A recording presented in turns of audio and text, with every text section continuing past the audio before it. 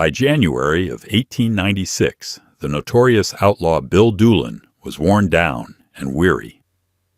Months of dodging posses and sleeping rough on the run had taken their toll.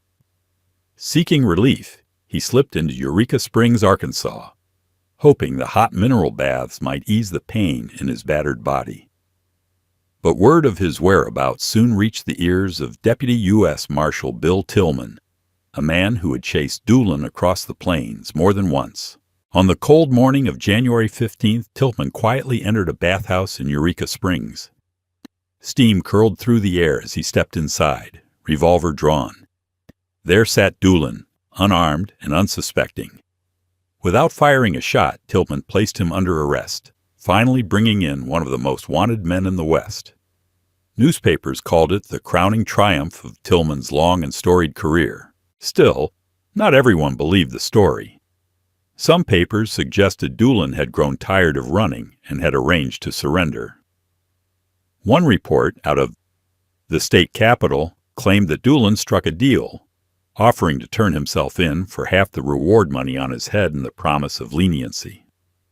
No proof of such an agreement ever surfaced, but whispers persisted that the outlaw's capture wasn't as dramatic as the headlines claimed. Even among lawmen, doubts lingered. Deputy U.S. Marshal Frank Canton, a respected peace officer himself, was present when Tilghman brought Doolin into custody at Guthrie, Oklahoma.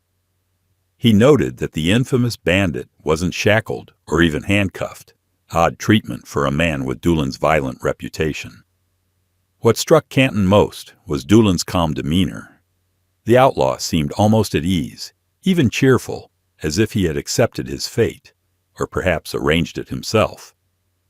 Whatever the truth behind that day in Eureka Springs, the capture of Bill Doolin marked the end of an era. The last great outlaw of the wild bunch was finally behind bars, and Bill Tilghman's legend was sealed in the annals of the Old West. There's another side to the story worth considering. Researcher and author Nancy Samuelson dug deep into the old records of Bill Tilghman's service in the Indian Territory and western Arkansas. What she found cast real doubt on the famous tale. According to official documents, in the days before and after Doolin's supposed arrest, Tilghman was actually stationed hundreds of miles away from Eureka Springs. For him to have made that trip in such a short time, especially in 1896, would have been next to impossible. But the mystery doesn't end there.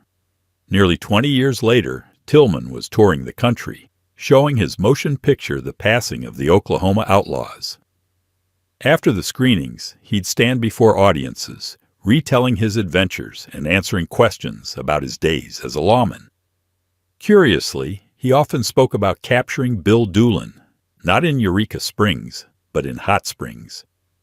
Was that just an old man's memory slipping with the years? Or was he recalling details of an event that never truly took place? As for Doolin himself, he never set the record straight. In July of that same year, he and several others broke out of the Guthrie jail.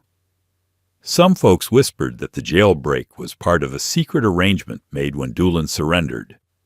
Whatever the truth, his freedom didn't last long. On August 24th, a posse led by Deputy U.S. Marshal Heck Thomas caught up with him near Lawson, Oklahoma.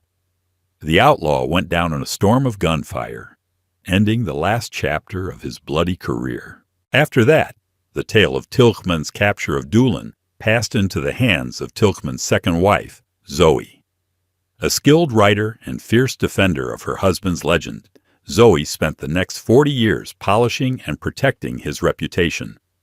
She wrote books, articles, and letters, sometimes pressing other historians to tell the story her way. In many cases, it was Zoe's version of events that survived, not necessarily the truth. So when you hear the story of Bill Tilghman marching into a steamy bathhouse and single-handedly arresting the great Bill Doolin, it might be wise to take it with a pinch of salt. The records don't quite match the legend, and in the Old West, the line between fact and folklore was mighty thin.